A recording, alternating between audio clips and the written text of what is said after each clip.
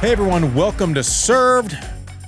We have Holger Rune on later in the show, which is very cool. So we'll get an update on his injury. He was like willing to talk about players and how to.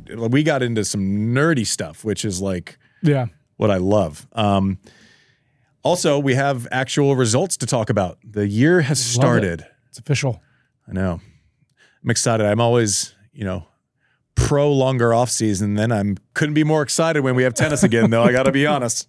A little bit of a hypocrite right here. Yeah. But I'm excited. We'll do the record rundown brought to you by Wilson. Poland beats Switzerland after having lost the last 2 years, I think, in the final. Story of the tournament, probably Belinda Bencic. If there was an MVP award, going undefeated in singles. Iga played great until, took some losses at the end, but like that's what this event is for. And Coco's a great example for Team USA. Losing that early match against Buzas Minaur, where she said this is what Coco said, no disrespect, but she said it's one of the worst matches I think I've played on tour. That's kind of the point of this event, where you can start the tournament playing one of the worst matches out of the offseason and then end by beating Iga 4-2. Mm-hmm. Right, and like building throughout the week. The difference between getting those wins after a bad match versus having to wait a week to kind of reapply for form is, I think, the superpower of United Cup. I know it's awesome, and I know it's playing for your country, and I know it's unisex, and I'm just saying on a selfish kind of player-focused blinders on, the guarantee of 3 or 4 matches under real-life conditions where there's some atmosphere and it matters. I think that's the superpower of this event. Hubie Hurkacz coming back and hasn't been real healthy, hasn't really affected his serve much. Mm-hmm. I'll tell you that. Couple of people who know how to win getting it done in Brisbane. Arina Sabalenka. Mm-hmm. All she does is win. Hashtag DJ Khaled. Yeah. And gives her boyfriend shit about not proposing yet. She's so funny. She's unbelievable. The quote, it was basically like, my boyfriend, hopefully I'll call him something else. Or is that ish? And they cut to him and he was just like a deer in headlights. Did he Jonah Hill meme it? Yeah, just like the poor dude. Poor dude. I feel you, bro. She's aggressive on the court. Yeah. She's aggressive off the court. She gets what she wants. She gets what she wants. 22 titles in 22 different cities. One of my favorite statistics in all of tennis. Medi's back. He's back. He's back. You see the difference? Him going into Australia last year, and he was like, I didn't play any lead-up events. I was mentally finished. I think they had a baby last offseason. Like, it basically, you show up in Australia because the date presents itself and you have to go, versus getting there early off of listen, most people, it's a career year, finishing it was a 13 or somewhere around there. Getting an offseason, going early, getting some form. He's going to be back in the conversation. In Australia. He posted on X after he won. He said, "Dear at ATP Tour, can you please add more cities? I'm running out." With a laughing face. 22 titles, 22 cities. It's absurd. It is ridiculous. And it's also weird because as players, we normally schedule and go back to the places that we like to play. Like, I won 32 times, and I won most of those tournaments 2 or 3, 4 times. Like, because you like going back to the same places. 22 tournaments in 22 different cities. It's like the most Medi thing ever. It's like confuse and conquer. Yeah. It's like loves to be uncomfortable. It's like his whole ethos. Bublik getting a win, entering the top 10 for the first time. It's a long ways from 80 in the world before Roland Garros last year. Props to him. Musetti, who he beat in the finals, top 5 in the world. Right? I know Sinner gets all the love, and rightfully so, but 2 Italian men in the top 5 in the world. Props, Bublik. I don't know. I love watching him. He can hit every shot. Yeah. Is he going to win here? Is he going to, I don't know. He could make the final of Aussie Open, or he could lose in straight sets. I don't know, but that's kind of the fun. Yeah. It was interesting to hear Holger's take on him, which you guys will hear shortly. Just the way you approach playing him, it was really fascinating. It's great. Fantastic. Alina Svitolina winning in Auckland also. She's just so good. She's just always good. She's always been good. Yeah. Any takeaways? How much tennis did you watch this week, Mike? I did catch a little bit of the United Cup. Yeah? Yeah. The time change is a little brutal. But it's not the easiest. No. I watched a little bit. I was in bed all weekend. Yeah. You were resting up. Yeah. Healing up. Yeah. The old Snipper Magoo. Anyways, but I'm excited to be back in the mix in Australia. It's funny because we're going to sit here and the draw is going to come out and we're going to have to analyze it. And the sample size is like 12 seconds. Yeah. Right. And so you kind of start hearing the murmurs and the whispers of who's playing well, who's in shape. I said it last episode with John. I put a lot more stock in a good result than I do in a bad result going into Australia out of the off season. Right. Like Medi winning in Brisbane. I'm like, okay, that's a hard reset. And he dropped one set in the quarters, but beat like really good players. Props to Nakashima also for making a run to the final of that event. But I'm excited. Can't wait for the draw to come out. It's not like the normal draw shows where, going into the French Open, you have 6 weeks of clay court events to like really kind of have a feel for it. Just is what it is. Mike, I might be even worse than usual. Oh, you think so? We have a new scoring system now in our draw. We do? We do, and I can't What wait. is We can't reveal it here. Why? You got to tune into the draw show and have you yell at us in real time. Do I ever get to fucking know anything? Or No, just, that's Jesus, the whole point. This is served, brought to you by producer Mike. Do I have a say in the point totals? We'll do it in real time and we'll see how it works out. See, I like to try things, and if it works out great. If it doesn't, Yeah, but then what we'll if try something new? But what if I could tell you right now in this very moment that it's stupid? Well, a committee of really great minds of me and Sean and Bracket Baron put together our So heads. did anyone who has ever played tennis have a say in this scoring system, or no? Is it just? I mean, no. Did you literally think of it and just go, anyone, come here? Pretty much, actually. That was it.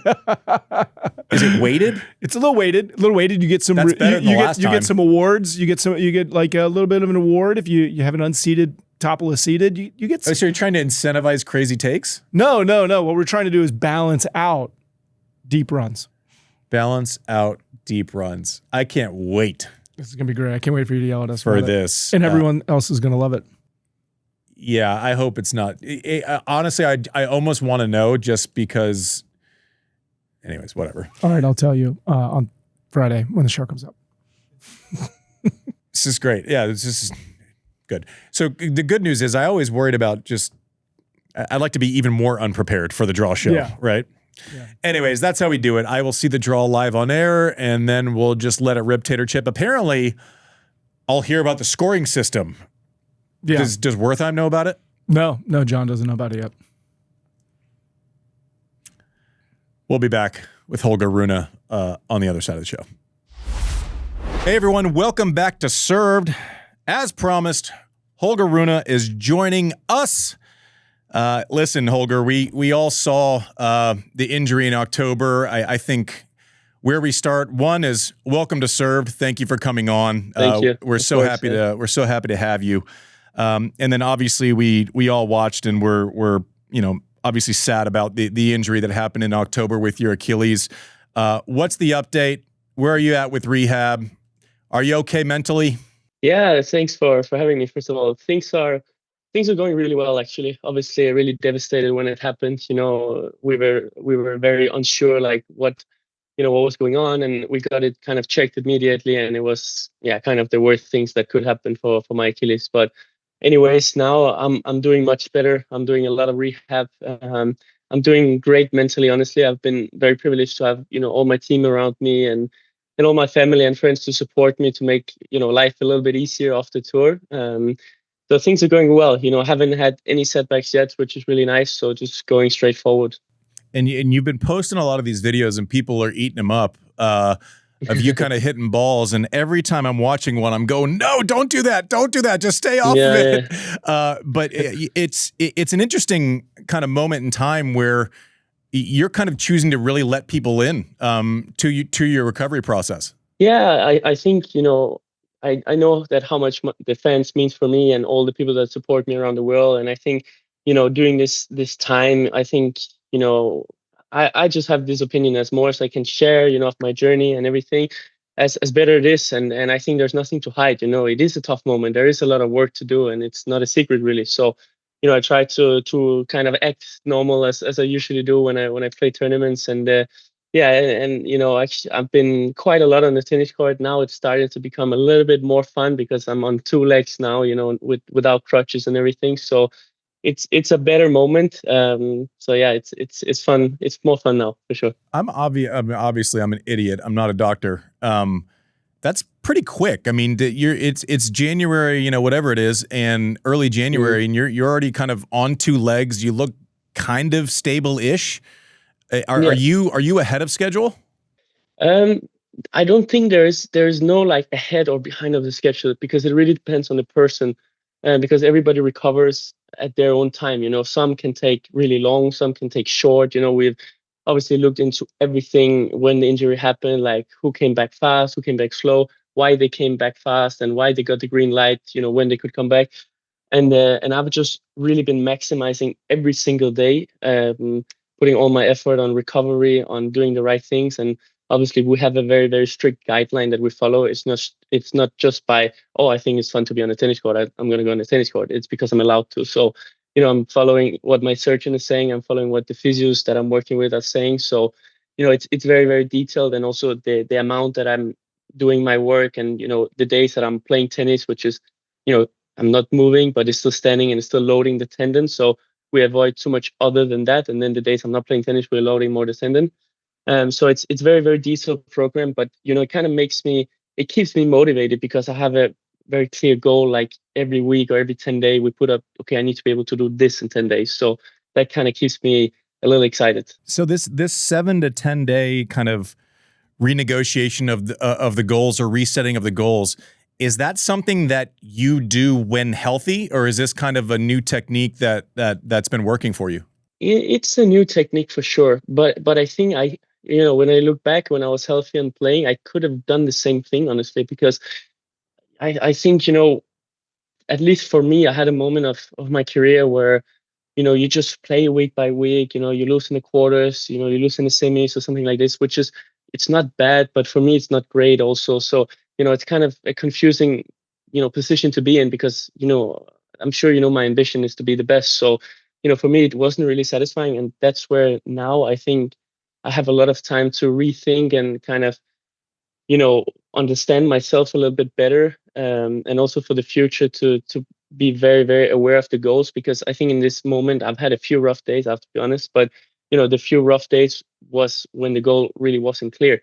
And I think when I'm going to come back, I'm going to be very straightforward, being like, this is my goal, this is where I want to be, really be, honest with my team, and we need to be there at this point, and we need to work towards this, because that's what keeps me, and I think many players, motivated.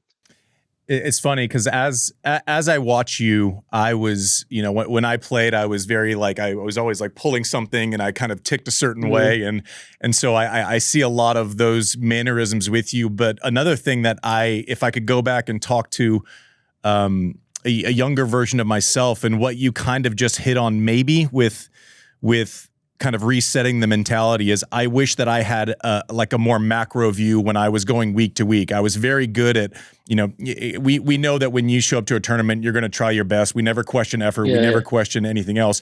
I wish I could go back and say, hey, listen, if you are hurt, don't come back too early. Maybe if you're mentally fatigued, you don't have to just pound through it all the time. Sometimes less is more. Do you think that there's a possibility of, a year from now, you going, you know what, maybe this was a benefit to my career, to like maybe not be in a rush and not have to kind of show up and try to win every tournament on a Tuesday? And I don't know if that's a good way to put it, but hopefully no, understood. I understand what you're saying. Yeah, for sure. And I think it's true what you're saying, because there's always something to achieve. There's always a goal. And sometimes, you just try to, like, my goal at the end of this season was or the last season, 2025, was to make it to Turin. But, then before the Grand Slam, the goal is to win the Grand Slam. Then before the Masters is to win the Masters. So there's always something to chase. And sometimes, as you say, it's important just to kind of accept, okay, I'm feeling tired, which I did in Stockholm. Let's skip this week. Let's play Basel and Paris, do as good as possible. If I make it, I make it. If I don't, I don't. Then we move on, And I think, definitely in the future, one thing that's very important is that I have to manage my schedule better, because what I did with playing Davis Cup, Laver Cup, Tokyo, Shanghai, Stockholm. I mean, I think I don't need to say it. It's way too much, and it's everywhere in the world. But again, when you're feeling good, I'm young, I want to play. Then it's like, okay, why not? I'm feeling good. But I think in the future, it's just make me understand that I need to listen to my body. I need to be more, aware and kind of be respectful to myself and how I feel. Like, because I did feel tired in Stockholm. Came late from Shanghai into Stockholm with almost a full body cramp in the last match in Shanghai. So I was not recovered, and I was very fatigued. So if I look back, in one way, I'm like, yeah, I wanted to play that week because I could make Turin, but at the same time, I think in the future, I would, ideally, I would want to be that far that I would already be qualified for Turin if I do better. But again, if I don't, I need to just accept and understand my body a little bit better, because in the end, I would rather be playing Australia right now than sitting at my desk here. Yeah, even though I appreciate talking to you. Yeah, geez. Listen, we're happy to have you on, but we'd rather see you out on the courts doing your thing as well. So Carlos played an exhibition here where we live like 14 months ago, and I hadn't really spent much time around him, and we had lunch and we were talking for a little while, and we got on this conversation where he was kind of talking through his new life and responsibilities, and the fact that, he doesn't go through a day without, and maybe well-intentioned, but still expectations and people asking for a yes all the time. And we got into the conversation of kind of the power of no, and your agent, Chris, who's listening in, isn't going to like this, but there is a lot of value in the power of no. Is that something that maybe you're realizing now too, just based on what you said with kind of committing to all of these things and kind of trying to boil the ocean? Yeah, for sure. But the thing for me is that obviously I cannot speak on other players' behalf, but for me it's more about that I want to play. Even I have some obligations during the year. Obviously there's always some week where you need to push yourself a bit more to do the things, but it's not really that I felt like, oh, I need to play in Stockholm, for example, where it happened. I actually wanted to, because I started being mentally better and playing better. So I was like, okay, let's finish the season strong and then get ready for Australia. But definitely, I think, as I said before, to listen to your body more, even small things, because, for example, in the quarters when I played Echeverry, I had a little thing in my hamstring, and we got it checked after, and it was a little like grade 1, but even a half of a grade tear in my hamstring. And I tried to feel it the next day. We did some treatment and everything was fine. And I was like, okay, I'm going to play, and if my kind of mind was that, okay, let's finish Stockholm and maybe pull out of Basel and just give it all this week. And then it was very unexpected that, my Achilles popped. So that was pretty brutal, but I think it's going to make me maybe more aware that in the future, if I feel like small things that I don't think is too much, to be more cautious on how we approach this, for sure. Yeah, it's that impossible divide between your nature is to get out and compete and do it, and you want to play, and it's what you do, and it's how you live, and it's what you've done since you're 7, and then also it's a strange thing. And I think the one thing that I've admired that I was not capable of with the greats and the Rogers and is their ability to take time away when they need to and then come back. It's not something I ever did. I was always in a rush. I was insecure about my ranking drops, and then kind of you get to the end of your career and you realize no one really remembers if you were 4 or 6 in October of 2008. Like no one ever gets that right. So it's no. It is interesting. Yeah, that's why. Go ahead. Yeah, to look at the bigger picture, I think also this is gonna teach me some things, to understand that, sometimes, take 3, 4, whatever weeks off you need, and be ready. Actually, when you go, really be ready, because, now that I kind of, obviously I need to take months off because I'm not ready to play at the moment. So, it's also, I had one person tell me like a great advice, during this injury, like, don't come back when you're not ready, don't come back even you feel good, but if you don't feel strong enough, take your time, and when you come back, be an absolute beast, go out there, beat everybody, and I totally agree on that. And he mentioned Federer and Nadal as an example, when they had injuries, and Federer, obviously before his crazy 2017 season, took I think 6 months off, and came back as an animal. So I think, this is also going to teach me in the future, if let's say things are not going well, if you need more practice, take a month, why not? I mean, what's gonna be the bad thing about it? Yeah, listen, I wish the version of me when I was your age could hear the version of you at your age telling me that. Yeah, I learned it the hard way. Yeah, unfortunately. Yeah. So I know there hasn't been much tennis. You got hurt in Stockholm, and it was kind of a rush to the end of the year through Turin. Obviously, Aussie Open coming up. When I was away from tennis and while I was an active player, I didn't watch much. I wish I would have watched more. Are you planning? Are you the type of person that will sit there for 3 or 4 hours and actually watch and digest tennis? And when you do that, is it simply because you're a fan of tennis, or is it because you're actually trying to analyze, or do those two live together? I think the number one thing is that I'm a fan of tennis, and I love to watch tennis. And the second thing also comes into my mind, that what can they do that I cannot do? And then I try to think, like, why are they doing this? And also some decision making on the court, like, especially now in Australia, it was a bit difficult to watch this week in Brisbane because I'm sleeping when they're playing and everything. But after my injury, I was putting some of the Paris Masters on the TV, and I watched obviously the match with Carlos and Nori, and I watched a lot of Sinner because he went all the way. And I just, I think it's, you don't need to be like, they are my competitors, I should just focus on myself. I think it's fair to say I can definitely learn something from them, because there's a reason why now it's Carlos and Jannik are the best players in the world. And I was watching and trying to understand a little bit, and not just look at like, oh, that's a great shot, but why they're doing this in this situation, and how much, in a way, discipline. And obviously I think Jannik is the most disciplined, but even Carlos, because I know him from so many years, how much he disciplined himself playing. Because I remember him in juniors, he was much more wild than he is now, with crazy drop shot and crazy moments and everything. And now you see him take pace off the forehand a little bit sometimes, and decide which one to punch on. And obviously he is very gifted and has this firepower, so we all know that it's very tempting to go for it. But I think, yeah, watching tennis, I think it's a great opportunity to learn. And I think like we train the body and the fitness, we can also train the mind in this way. How hard is it? And I'm asking you a question about a reality that I lived through with the big three also. But how hard is it to watch those two progress? How much of it is I want that? How much of it is a motivator, and how much of it causes an insecurity? Because I remember when I would play and Roger would have these things, I felt like this thing where it's like, shit, I know I have to beat him. And also like, I constantly was thinking about it. Is there a mental toll, or is it kind of completely separate? And it might be a little bit different for you because the age is pretty similar with Carlos.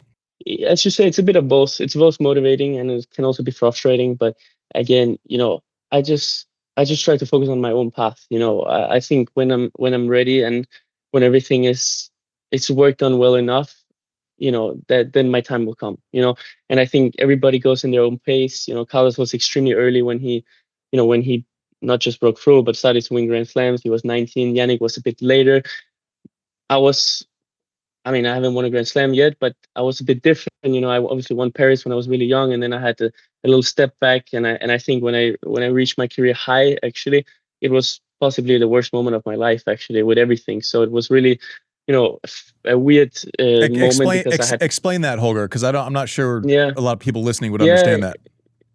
Because I had no really structure on my life in this moment. First of all, with the coaching situation, as everybody knows, and then with training and different opinions. And it was kind of the first time where I really had to in a way grow up and kind of take my own decisions and be aware of everything else. Before that, it was just like I was on the court loving it, just listening to my coaches saying yes and no. It was very, very simple. And obviously we spoke, and I had opinions and everything, but all of a sudden much more opinions came in, and that even from bigger names that I have a lot of respect from. And then you start to question yourself a lot. And I think it took me a while to understand that, you need to find the right people around you, and then to try to only listen to them and not to be too much, oh, this guy says that, because then it creates too much confusion. And yeah, that was one of the reasons why it was confusing. And then, a lot of expectations also. It when you become high on the ranking, it's different than being just number 10 in the world to be number 4 in the world. It's a different way of living. People saying, oh yeah, you play Novak in the semis of US Open, I'm gonna come watch. And then yeah, but I have 4 or 5 matches before that, and then I lost first round. So things like this. And I think tennis, as you know, is such a high level that you cannot look forward. At a Grand Slam or any tournament, you need to. The first match you can play 7-6 in the third. You can even lose. So no matter how good you are. How hard has that been? How hard has the learning curve been with kind of disconnecting your reality on a random Tuesday versus idiots like me who come on and just think that we know everything about everything?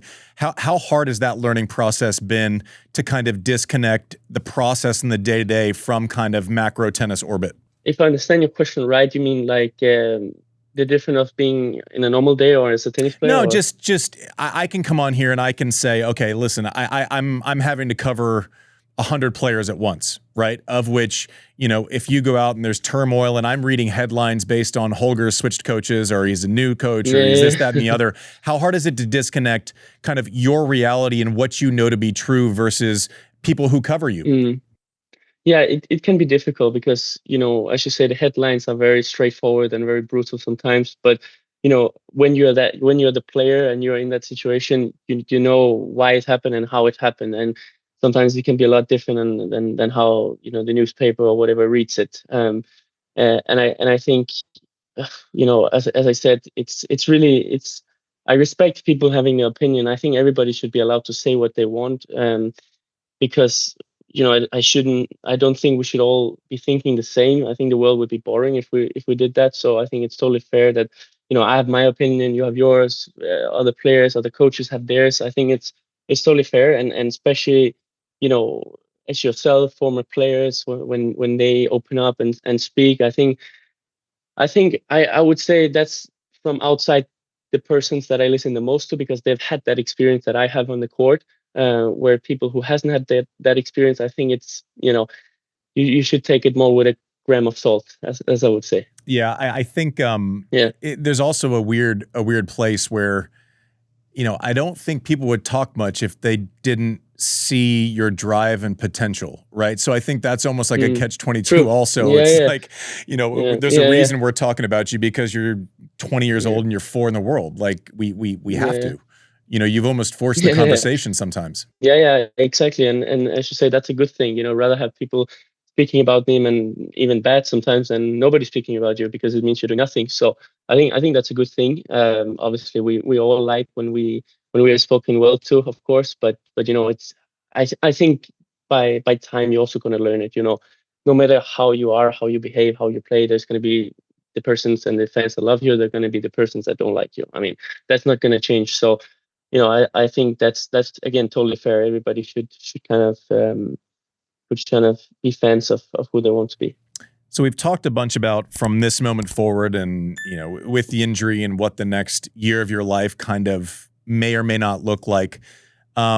Let's go back and level set. Let's pretend like we were talking in Shanghai of this year before you got hurt, right? And if I was to say at that point, Holger, what needs to improve? What's the obvious path to get to where you eventually want to go as of right now? Yeah, and that's very interesting, because when I played in Tokyo the week before Shanghai, I had a really, really important talk with all my team, and very kind of, you could say, a brutal talk in a way, very straightforward, where, for a while people were actually honest with me, which, in the moment it can be tough, but I really appreciate it, because from there something changed a little bit. So I was very unfortunate that my injury happened, but from beginning in Shanghai and Stockholm, I think I did the right things.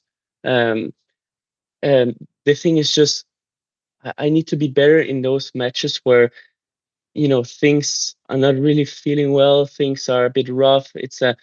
it's an uncomfortable match to play, but it's that match I need to get over before things get funny, like the quarters, for example, or the fourth round. These matches, great players, but these matches, I know if I put my 10 out of 10 effort, not my 10 out of 10 game, but the effort, I'm going to go through this most of the times. And this is what we spoke about, and we were pretty honest with each other. Like, look, obviously your potential is like this, but if you want to get there, you need to do these things, and if you don't want to do them, fair. But then we need to talk differently to each other. So, and I think in that moment I kind of understood the seriousness of these kind of matches and the effort that I need to put when it's a match that is more rough. Not just because, again, I played many matches that are tough, like against Djokovic, but these are matches that are so enjoyable.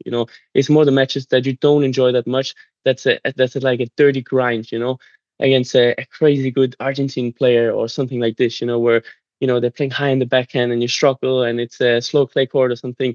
Those are the matches that I need to learn to get through. And I think I did it well in Shanghai to be tough, to be more tough when I play those matches.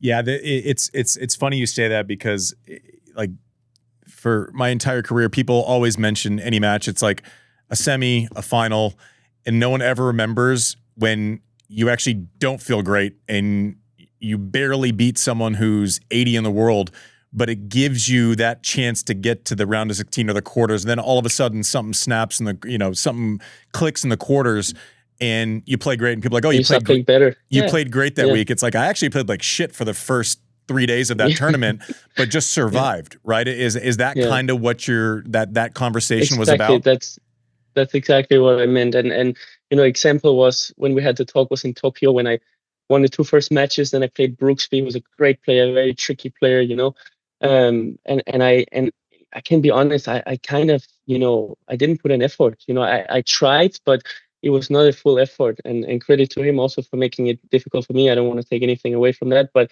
it was not a full effort. And is that when you say effort? Because let me just interrupt for a second. Because when you say effort, when I watch you, I never ever look at a match, and I may disagree with tactics. I may disagree with how someone goes about it. Like, listen, that all happens. We're not all good every day, but I never look at you and go, that guy's not physically there. Are you talking about like the mental side of it? Yes, mental kind of effort.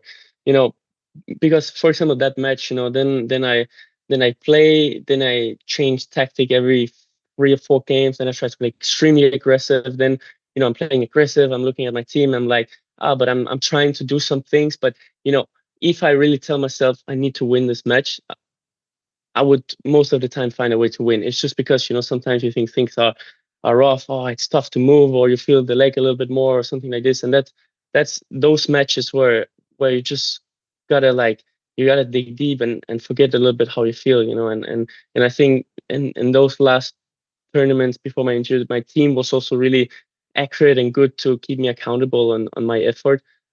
Because without this mental effort on every match, it's also tough to talk about the tennis because you don't know how good you could be or how good you are if you don't put the quality every day. I mean, it's really tough to say. That's always what my lifetime coach last said, that if you keep doing it for a certain amount of matches, certain tournaments, then we can talk about how your level is. But before you do it consistently, it's tough to speak about if you're good enough or not. Because again, everybody can play good on one day, but can they keep doing it consistently? So something that I would love to do if you're up for it, and if you're not, we'll get rid of the awkwardness and we'll just edit it out. But one of the things that I never want to be, I didn't see this path where I would just be talking about tennis all the time. But I remember a point of frustration during my career is I would be watching tennis and I'd hear someone, say, someone would be playing Rafa and you'd see the ball bounce short. And they would go, well, you got to take that on the rise and go in. And I'd go, you don't know what that ball feels like. Like that's not something it's going up in a way. It's not, a ball that I don't care what it looks like on TV. It's not one that you can actually step in and do something with. So if you're okay with it, I would love to kind of just run through, 10 or 12 names of the top players. And maybe you just talk about what makes them extraordinary and what you think you have to do, what stresses you out about that matchup if you have to go up against them, right? So explain to a dummy like me who hasn't played any of these players, right? like I look at the statistics and I look at the RPMs, and when I see that 1 year all of a sudden Casper Ruud has more RPMs on his forehand than Rafa late in his career, I'm going, I didn't think that was possible. I felt what Rafa's ball is, and it's like a bowling ball when it hits your racket. Talk about Casper. What does that ball feel like when it makes impact on your racket? Yeah, Casper's ball, especially his forehand, is very, very heavy, and on clay it's pretty brutal. I think my kind of goal when I play Casper is, I've had not very much success against him. Actually, it's only in the past that I've figured out how to beat him, and it's really to catch his backhand in a better way, because I wasn't really able to catch his backhand because I was playing too slow. I was kind of moving too far behind the baseline and trying to go closer and closer to the sideline, but he still had time to run around every time. So, and then I'm like, okay, then I should try to play closer to the baseline. But that's tough also on clay, to take everything on the rise because it bounced strange.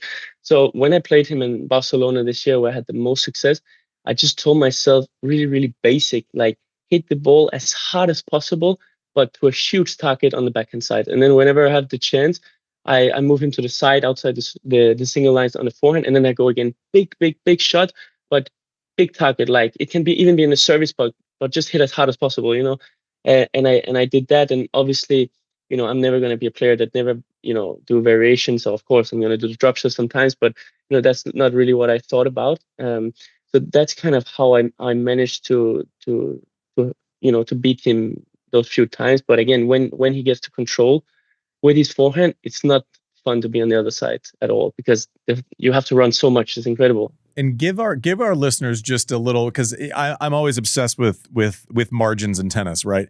So you can play through the court to a big spot, and if you miss that shot by 20%, it's the difference between neutral or ahead, or Casper getting that forehand where you're not getting out of that pattern once he gets a hold of it, right? Yeah, for sure. But me, I was more worried that my pace on the shot wasn't high enough, because if I put high pace even on his forehand, I don't mind it. But if I give him time to line up and hit the ball, I mind it.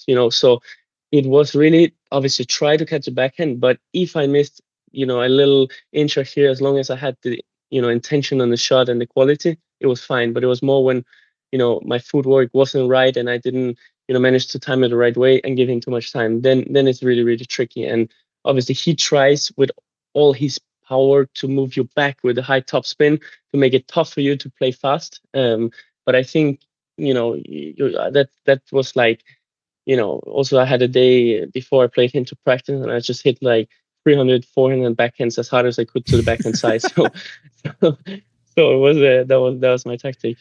Talk through someone like a Ben Shelton, and how do you deal with that serve and returning spots, and what do you see with Ben? Yeah, I haven't played him much actually, but I played him one time in Acapulco, and it was difficult. It was more early when he came on the tour, but still great serve. I was doing a little variation on my return position in the first set, and I lost 7-6, and was very, very close to the second set. And I decided to keep my position and step in on every serve, like keep it close to not give him space. I know many would disagree, would want sometimes all of a sudden just to move 5 meters behind and give him a different look. But the thing is, sometimes I confuse myself more than I confuse the other guy by doing this. So I decided just to step in, try to hit his backhand if possible, but at least just, try to make it so he doesn't have time to line up. Again, I don't want to say all my tactics against every player, but again, it was to really push him on the backhand. I think there is no secret that he has much more natural forehand than the backhand. So it was to make him uncomfortable there, to make him stress a little bit, because he's a very explosive player. But I think to make him stress, it can be a little bit too lively for him sometimes. But again, he has extraordinary power and quality of ball. Talk about Taylor Fritz and what he does well.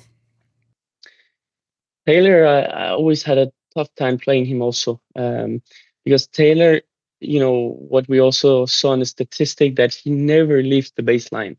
I mean, no matter what you do, you play high balls, he stay there. I mean, and he has very good ball control on his rackets. He's, I think maybe looks a little bit more unorthodox when he hits, but he has a brilliant timing on the forehand, on the backhand, really natural serve. I think So I think the fact that he has a very high level and he stays there all the match. I think he never really drops. If he gets tired physically, he can drop a little bit, but again, he's very, very confident in the way he plays. I never see him doubting really a shot or something. And as a player, that can be tough because you can have a break point and maybe I'm a bit tired or someone else is a bit tired, and he's always going to punch the forehand if he has it high, or something like this. So I think this makes him tough. But again, I always try to make him really uncomfortable with slices, with drop shots, weird balls. I try to be the unorthodox player when I play him, and it's worked. I think I beat him only one time, but anyways, that worked that time. Someone you're probably not more unpredictable than or unorthodox when you play. The crazy man, Bublik, who is now top 10 in the world from 80 in the world last year before. Yeah, it's crazy. Yeah. Roland Garros. Is it hard to play someone and try to predict what they're going to do if they might not know what they're going to do 40 seconds before the point starts? Yeah, it's difficult, but Bublik is a character for sure. I mean, he has a lot of tennis in him, and I'm actually really happy to see him doing well because he has potential. And I think it was sad to see him drop down the ranking because when you have so much tennis in you kind of also as a tennis player yourself, you want to see them at a higher level, and that he definitely lived up to. And I think Bublik, I mean, obviously very, very natural serve, which makes it tough. You never know if it's going to go or not on the second also. And then the unpredictability on every shot that he hits, it can be he can be pressed on the forehand and last second he's going to drop shot. It's like you're not expecting anything. And it's just crazy to play. But me personally, I try to play as boring as possible when I play him because he is a guy that likes when things happens, and I think if you can play as much just to cross one line, practice as you can against him, as better chance you have to win.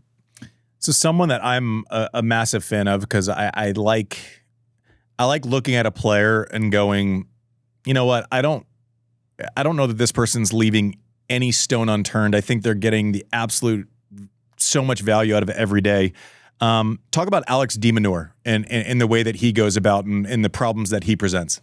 Yeah, I think a player like de Minaur is a really a great player. I think he's one of the guys that maximize everything in his game and in his physique and in his mindset. I think he's a bulletproof mindset as well. Like he's tough. He's tough. He never gives up. And I think he also has very, very flat shots, sometimes can be awkward to hit on because it's sometimes even some backspins on the backhand and the forehand.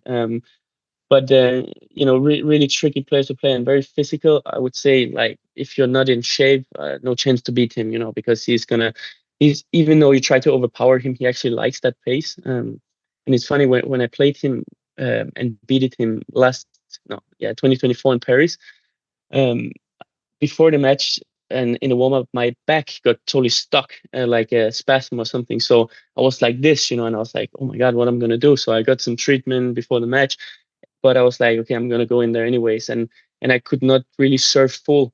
I could serve maybe 150 kilometers per hour, but that actually turned out to be really effective because I didn't give him any pace.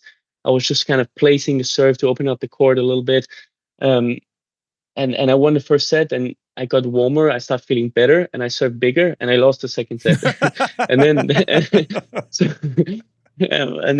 third set, I was like, okay, I'm feeling good, but let's try to play like the first set. And then I managed to beat him. But again, he's tough, because especially there on indoor hard courts, for me, the tactic sometimes is try to move him back with spins and stuff like this to make him move a little bit away from the baseline. But on Paris-Bercy, I mean, if you play high, it's not bouncing, so it's it's just going through the court. So in that match, I just decided just try to play on your instincts.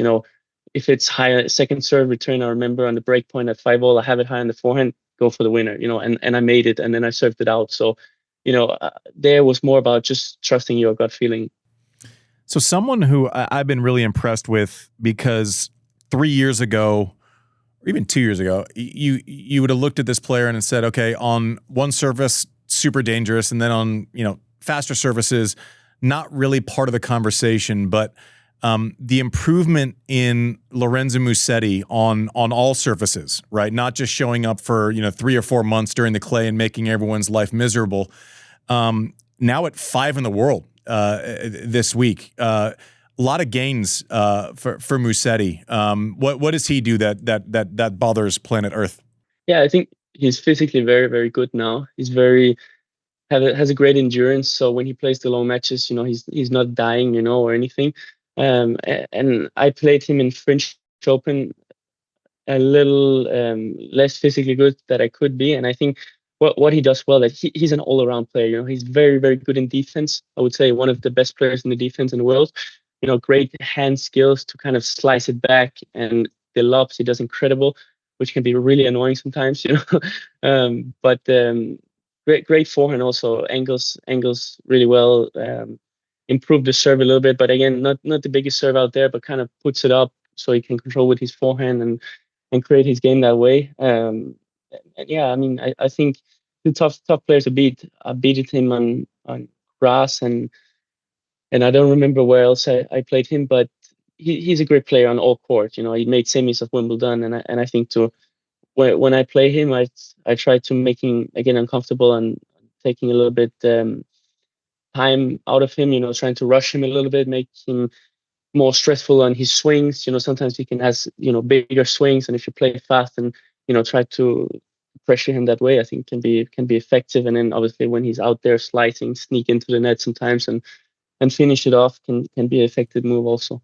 The next two, I want you to talk about the differences in these two, because I think they've both been like incredibly successful for a long time now. But I think the average fan tries to loop them into the same category because they're both super tall, super skinny, and have great defensive skills. In this new age of tennis, when I played someone and they were 6'6" or 6'7", they didn't move, right? You would attack one corner one time, and they would serve, or they could come forward. Maybe the courts were a little bit quicker, whatever it is. But talk about the differences with these two great players, with Zverev and Medvedev. Yeah, I think let's start with Zverev. I think, great serve. He got control on his serve a few years ago when he did the mini double faults. So really, really good first serve. Can obviously do all the spots that he wants to hit. And great backhand, really flat. I think like really goes through the court, can be annoying if you're not low enough on the legs.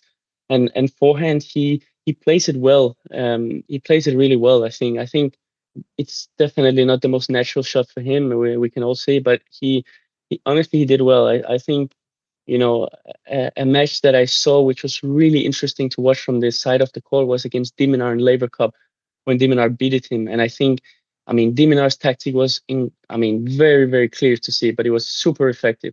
Every time he had the chance, he would make him come forward with the slice and making him comfortable there. But as soon as, again, you try to play with a lot of pace and try to kind of outplay him from the baseline, he likes it because he moves very good lateral.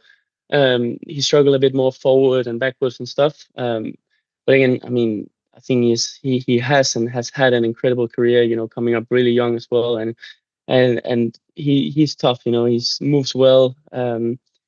Great defense, especially, if you attack to the backhand, you can have a very, very tough first volley. So yeah, difficult player to play. And Medi, when people watch, I think it used to be this way with in our generation. I think that weirdly, because one's tall, one's a little bit smaller, but when people would watch Hewitt, in the view of the cameras on television above, they're going, why don't you just step in and rip that ball? It doesn't look like it's going crazy fast through the court.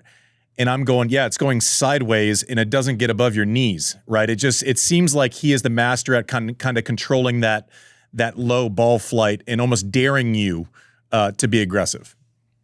Exactly. He's teasing you to go for the big shot, and he loves when you make unforced errors. He's a guy that loves it. So, so that I think that's some of the worst thing you can do is just to try to overpower the ball. So yeah, Medi, I remember I've trained with him so many times because when I was young and training at the academy down in south of France at the Mouratoglou, I was training a lot with him in the off seasons.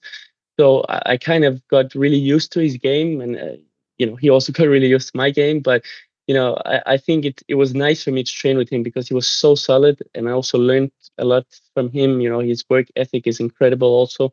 And I mean, look at the guy. I mean, world number one. He's been one Grand Slam, many Grand Slam final, incredible career. And I think when you play him, it's difficult. I think the worst kind of rally you can get into is the backhand cross. I think he loves that one. Your backhand cross, he takes you more and more flat outside the court. And when you're all the way there, either he goes down the line or again back behind you. So I think that kind of rally you want to get out of in some way. You can sometimes, myself, I try to use the slice, wherever, line, middle, just to get out of this one. And then I personally try to use the serve and volley a lot because he's so far behind the baseline. But again, if you don't serve well enough, he has time to pass you. So it can be tricky. Also, it has to be the right moment and not all the time. And I think, also he's an animal on the court. He fights like crazy. He's whatever it takes to win. If it has to be on the mental part, it has to be on the physical. I mean, he's not gonna fight someone, but if it's gonna be, he might. Like grinding you out. He pulls up just short of that sometimes. Yeah. I mean, we had a little discussion in Injured some years back, but yeah, but all good. I think this year when I played, or last year, I always think it's this year, but last year when I played him in Injured I played really, really awkward tennis also when I beat him. I mean, my coach was like always telling me like it's not the right way to play to move forward in your career, because I was playing like sometimes 10 kilometers per hour, just high loopy backhand or something, But again, it was just to sometimes, when you play the other guy's game, it can make them uncomfortable. Like you try to play their game and they don't know what to do sometimes. When you try to play your game and they feel really comfortable in the defense, it can be really tricky. But yeah, great player also. And obviously, we're going to have you touch on Carlos and that matchup. And you've beaten Carlos before. What do people not understand about what he does? Right? Because it's interesting because I find myself explaining more like the greatness of Novak, right? Because it's not as if he has the biceps like Rafa or he grunts or the magic of Roger, but like what he does and keeping space and ball flight and everything he's able to do.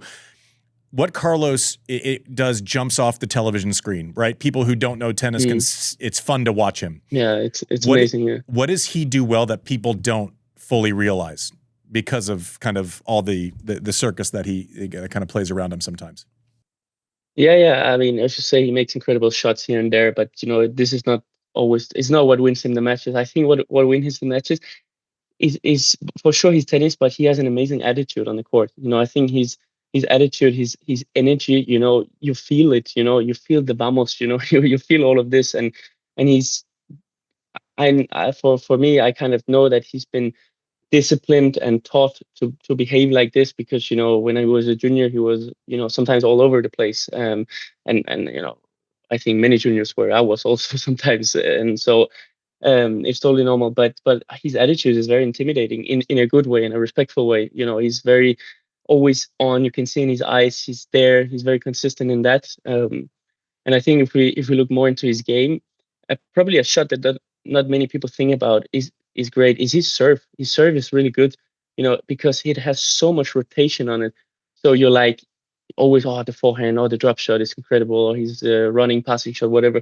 But the serve is tough. And I remember when I played him in Paris indoor, he was just serving like second serve to my backhand on fast indoor, and I loved it. Just smacked it every time to rush him. And then I played him in Wimbledon the second time, and he was mixing so much up the serve. Like sometimes first serve as a second serve, like spin on the body, then sometimes second serve a bit faster. He made it really uncomfortable that way. And I think this just sets him so good up on the second shot. And then he has a great forehand to follow up with.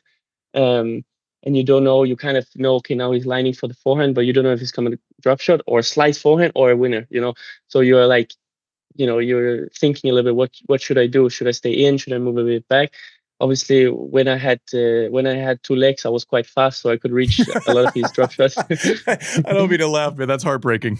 Yeah. No. But when I had my legs, I was fast to reach his drop shot. But again, you need to be really fast. And And then it can be frustrating because he has so much power, and sometimes you feel like I need to play better than him to beat him. I thought that, um, and sometimes I should say less is more. Not just harder shots or bigger shots or closer to the line is better. So when I played him, for example, and had success against him in Barcelona this year, um, I got down a break 3-2, and I started playing much more conservative, much more boring in a way. Like I took the pace off. I was like, try to play within my own pace. Don't try to match his pace, and let's try to get him into my rhythm. And I broke him back. I remember immediately, and I was very concentrating on this to play this way. And then you see some strange errors sometimes from his side where you're like, okay, I didn't expect that. But he's I always say, like, there's no one who's unbeatable for me. I mean, I think everybody can beat everyone. I think, if you find the right way, it's possible to beat these players. It's possible to beat anyone. And I think there I cracked it. I cracked the tactic. And I was very focused. Obviously, a big match. Very motivated to play him in the final. And then he got a little bit hurt in the second set. So it was a little different second set. But again, we all know how it is. Also, to play hurt players can be tricky sometimes. But obviously, I think incredible season that he had. And also one thing, that how much he opens the court with the forehand.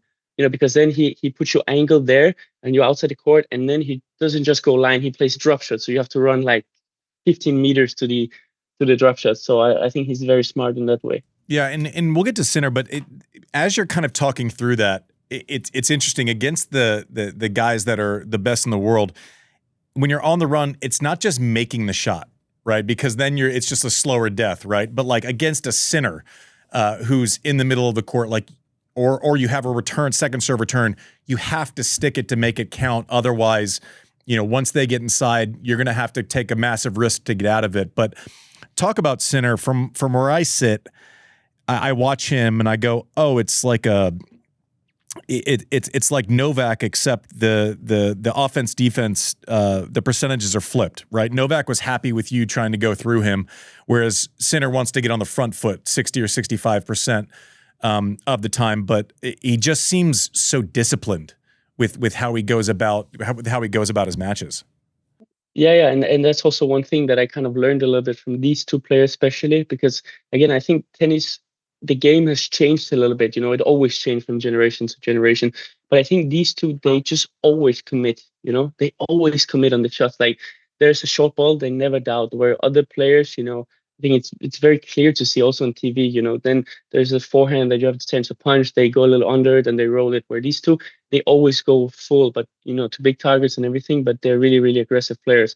And I think Jannik, I used to kind of like playing him, and I had a feeling that he doesn't like to play me, and now I think I don't like to play him, and he doesn't like to play me. I think it's this way now. So he improved a lot. From I think it was 2023 or when he started winning the Grand Slam in 2024. He improved a lot, and he's an interesting player because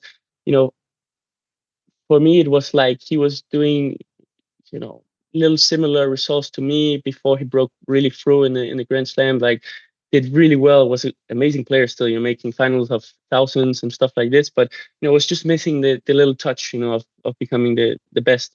And I remember the one summer I was training in Monaco where I was not in my best time, the one we spoke about earlier. And he was training every day, 4 hours a day, so disciplined with Vagnozzi, like short angle cross down the left forehand, just repeating it all the time. And I was there, chatting to the ball a little bit, all gone. And I was like, okay, so you really understand, like, he really broke through because he just started working better. He worked more serious. I think I was like, can't speak on what exactly he did on his part, but from outside it looked like this.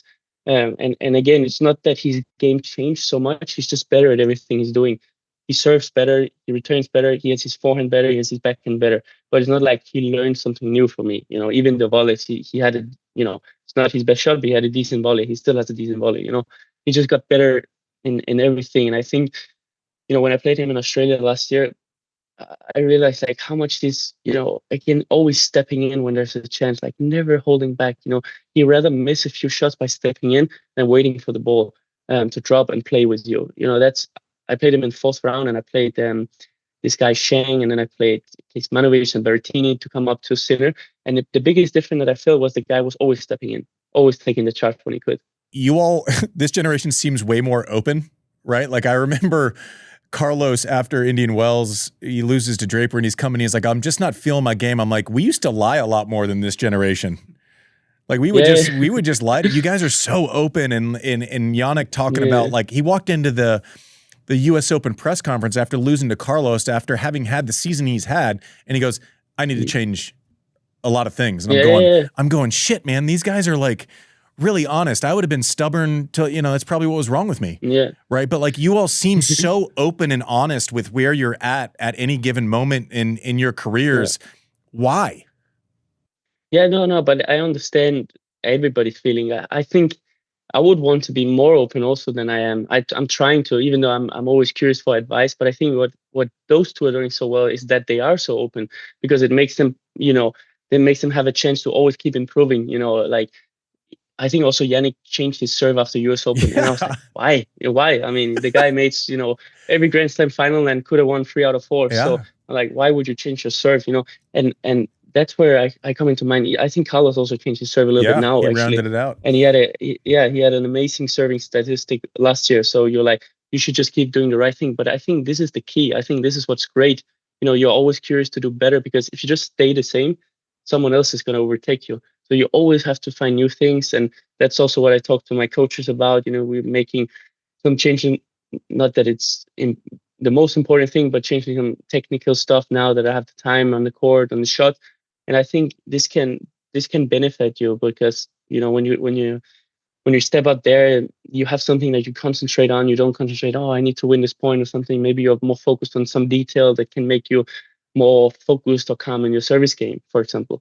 I was trying to focus on the guys that I don't know anything about, that I never played. I actually played a guy named Novak 9 times.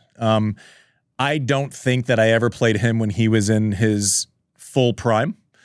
I think Novak after I retired in 2012 and Novak before is a very different animal, Holger. But even now, Holger, he's making the semis of every Grand Slam he plays at 38 years old. Talk to us about Novak and what has to go right, because you've played well against him. I know you beat him in Bercy when you won, and I know you beat him in Rome also in the semis one time. Yeah. For me, he's incredible, and especially what he's doing at this age is phenomenal. He's 38, I should say, still making the deep runs at every slam every time. And every time. And people questioning when he should retire, and I'm like, I'm not even doing semis of every slam. I should retire then. It's it's crazy. Obviously, people are expecting him to win because he is who he is. But still, it's incredible. Only Carlos and Jannik did more than semis in every slam. Nobody else did it last year. So he's still maybe even the 3rd best player at the moment. Even though his ranking is not at that point, just because he's not playing as much. But for me, what is incredible with Novak is how much percentage he's played, and how much actually being disciplined can award you in the right way. And I think it's a brilliant example for me and for many players, but for young players coming up also, because playing the return deep to the backhand, hitting the ball cross deep line, all of these simple shots that you train in the practice, sometimes that's enough. And in his career, that's what he did so many times. When I played him the first time in US Open when I was 18 or something. And I was like really, really nervous, obviously. And luckily I had the chance to practice with him a little bit before that. But again, I was like, okay, maybe what if I don't win a point? I was like so nervous. And then I came in and he was just returning, to me, and he was playing the backhand cross, and I had time to play with him. And I was like, but this is the greatest player, what is going on? But then slowly but surely he makes you move a little bit more. He makes, the returns every time. You don't get any free points. You think you have to go bigger. You start missing some shots. then he breaks you. And then your legs start feeling a little worse. Exactly. Then you get a cramp in the middle of the third, and then you're done. So yeah, I mean, physically, I think also he's maximized everything that he's got. And I think he's the most disciplined on nutrition and physical training and everything that he can do, which is very inspiring also. And I think also one thing, as we spoke about Carlos as well, which people probably don't think, but his serve is so good.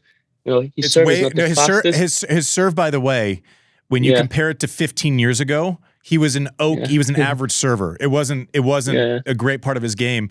I feel like he's serving better now than he ever has. Yeah, he's serving so good. I mean, so accurate. Sometimes, you know, his serve is like 185 or 190 kilometers per hour, but it's on the outside of the line and you don't believe it, and you see it, you know, on these new cameras in slow motion, and it's just an inch in, you know, and you're like, wow, okay. And especially on the pressure, I trained with him. I didn't play him last year, but I trained with him in Shanghai, and I had break points, and every time on the break point, he put the serve on the line, and every time, and I'm like, it's crazy, you know. And I know now he's not practicing as much as he used to do, but you know, he must have practiced an insane amount and very, very disciplined, because otherwise the precision, I don't think it just comes by not doing anything. I think it's by practicing really disciplined. And also, I mean, obviously the return is the best ever, and I think his forehand got a lot better as well. I think a lot more power. You know, you play the ball slow, he has the possibility to put you under pressure straight away, even though he's not, for me, the most aggressive player, but yeah, he learned it. Yeah, and technical efficiency is something that he's changed completely. I dare anyone listening to go back and Google his serve and his forehand from his backhand's always been perfect. I was watching. Yeah, but the serve, like elbow was low. He would like had a couple of hitches in it, and he would kind of, you know, sometimes it looked like he was, you know, like throwing it as opposed to actually going up and hitting it. But the forehand too used to be like way on the outside, and with pace you could actually get to it, right? And also, like, I used to be able to get away with a chip, and like now that's like a suicide mission against him, right? If you hit like a little chip to his forehand, he's controlling it, but that he likes it. He has a good wrist now on the forehand. Yeah, and he can sling that chip cross court too. He gets around the outside of the ball better than he did. I mean, he won a Grand Slam in 2008, so it's like, what are we comparing to? But yeah, it's just fascinating. But you know, it's all you young guys that have made him have to do shit like this. Like, it's just, you know, the technical deficiencies. But I think Novak, more than any other all-time great, you have to explain the nuance and the details of what he does well, right? It's not as if, okay, that he has the dramatic finish of Rafa over his head and the big grunt and the whole thing. It's his ability to switch directions safely, right? To find the pattern that he wants consistently. And he's not going to stable in the contact. Yeah. I mean, he changed everything, because Rafa, before that, it was like, okay, everybody on earth I could have attacked, and Novak was the first person who could actually like take that ball and redirect.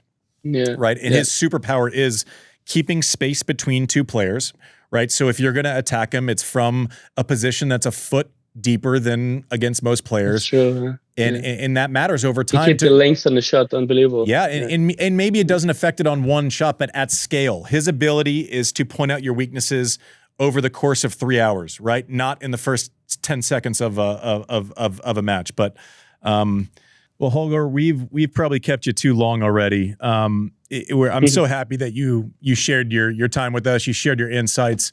Again, the honesty is just, for me, where I sit, it's refreshing, because I learned something every time I listen to this new generation.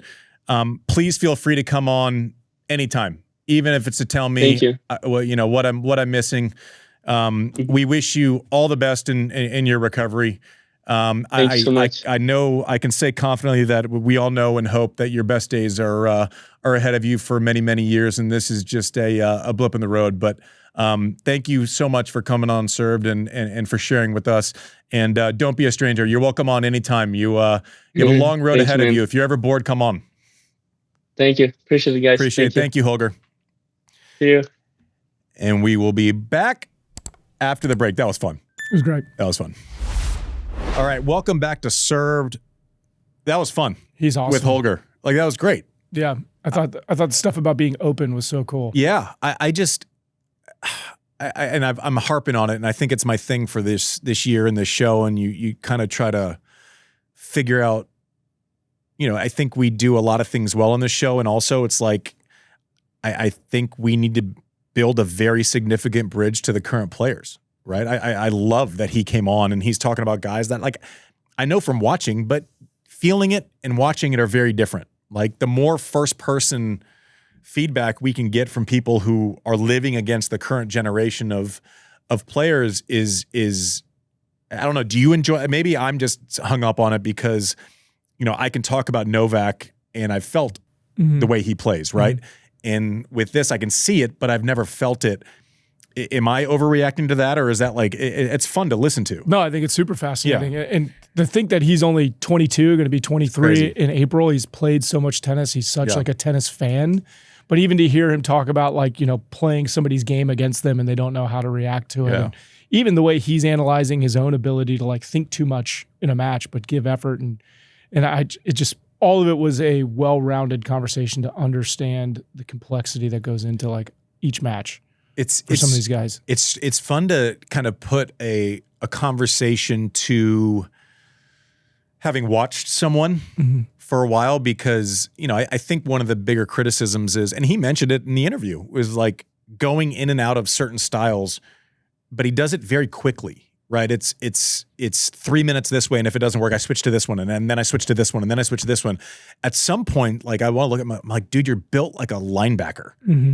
Like, and obviously we want to see and hope that he comes back at full strength or even better. But it's almost as if he feels like he has to do something extraordinary, where I'm going, dude, your base setting beats 97% of Earth most of the time. That's wild. Right? Like, it's almost as if, when he kept talking about his success was when it was simpler. I'm like, yeah, that's because your base offering's really good. Like, you can crush backhands and you crush forehands, and you're naturally strong, and the weight of your shot is big. He's talking about, I took something off my serve. I'm like, it's still tumbling. It's going to be interesting to see when he gets that point where he doesn't feel like he has to play well every match. Right. Anyways, what else? Hopefully I'm back on. Well, speaking of, before we go, I wanted to get your commentary on this because we didn't talk about it in the Open, but one of Holger's former coaches, Patrick Mouratoglou, kind of stepped in something against former world number 5, Jo-Wilfried Tsonga. Have you seen this beef? Yes, I've seen screenshots. I'm sure you're going to get to it. I'll just say one thing off the top. If there's a 50% chance that if you would have been like, hey, who's one guy from your generation that you wouldn't want to box with? Yeah. I'd have been like, Tsonga. That guy, you talk about barrel chest? Yeah. He's like the nicest guy ever, but nope. I wouldn't be talking, nope. So basically, for those that don't know, in early December, Tsonga was quoted saying that he believes Sinner and Alcaraz are benefiting from a weaker era, saying, I would like to see them play Del Potro, Murray, and a younger Djokovic, Nadal, and Federer in a row. Right now, it's just the two of them. And then Mouratoglou got onto socials and commented, I don't think Tsonga would have regularly beaten Draper, Rune, Minaur, Fritz, Shelton, or FAA. To which then Tsonga clapped back, you'll never have experienced what it's like to be a tennis player, to step onto a court. You're not the most qualified person to give me lessons. Which then I think then Patrick got into somebody else's comments where somebody wrote Prime Joe would have beaten players like FAA and Draper almost every time, but okay. And then Patrick wrote probably, but Prime Joe was only one season. Ooh. Which, I mean, it's kind of tough to say a guy that made number 5 in the world. Pretty sure it's a resume more than one season. Yeah. Okay. So I kind of disagree with different parts of this at the same time. And there's probably one specific comment that I think is maybe over the line. Generational arguments will happen till the end of time. I personally, James Blake put it in a really smart way, as he's prone to do. He basically said, is the game always better over time? Is it better than it was 20 years ago?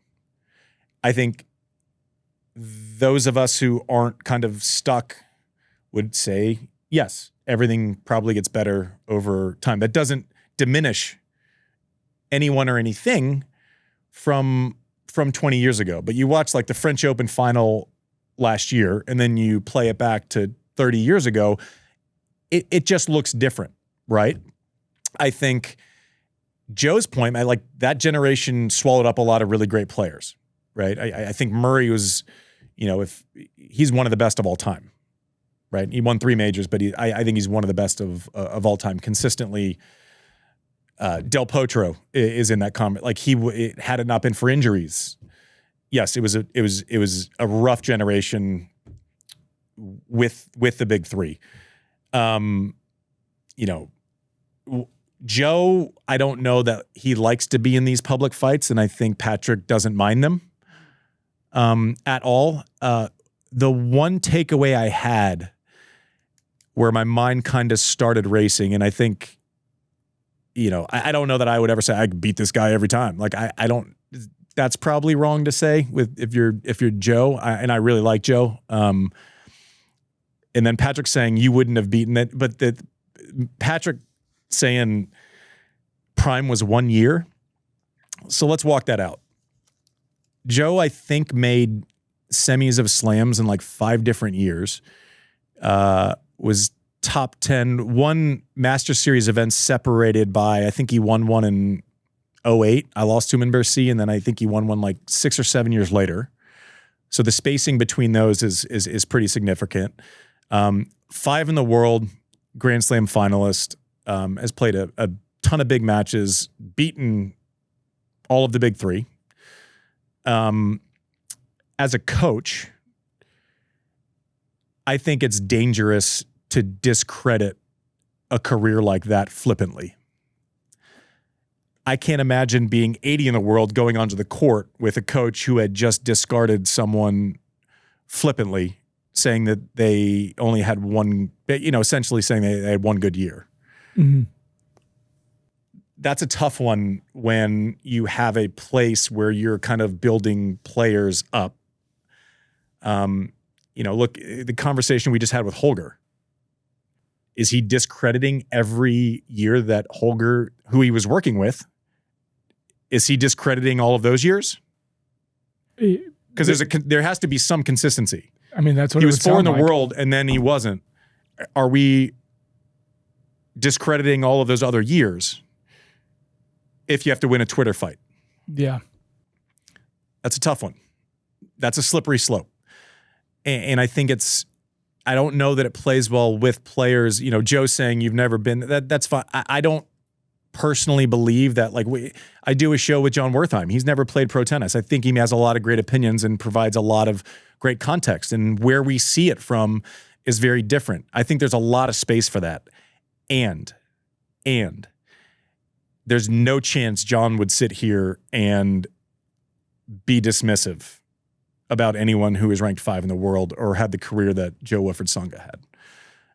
I think that's dangerous when you don't have a player pedigree to fall back on.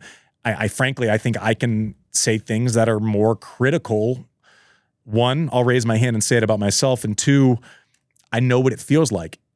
I'm not saying you can't have an opinion. I'm saying you shouldn't be condescending when you don't exactly know what it's like. That rubbed me the wrong way a little bit, but I also just don't think you can say like, well, my generation was better than this generation. Like, I don't think I agree with that. I do know Jo-Wilfried Tsonga was a hell of a player, and I do know that I don't want to participate in any of them anymore. But I kind of like it when people start fighting on Twitter. Yeah, you're off. I'm off. I haven't been on for a while. If it gets to you, it's some good beef. Now, it's some good. If it gets to me, that's gone through a funnel. People are sending me screenshots. Yeah. Of the fight. I just went when he was like Prime Joe was 1 year. I was like, I don't know. I didn't like that. That felt gross to me. You know what I hope's not going to feel gross? What? Your point system for the draw show. It's going to be so good this week. It's going to be so good. I mean, so listen, we have Love All tomorrow with Kim and Blair, and they're going to run through what it's like from the Kim's Ons episode was cool last week. The Ons episode was cool. We have a great Q and Andy. It's going to be junior tennis kind of focused. Okay. Some great questions. Cool. And then we have our draw show. So we got a busy week. I'm ready. Let's go. Thank you for watching, Serve.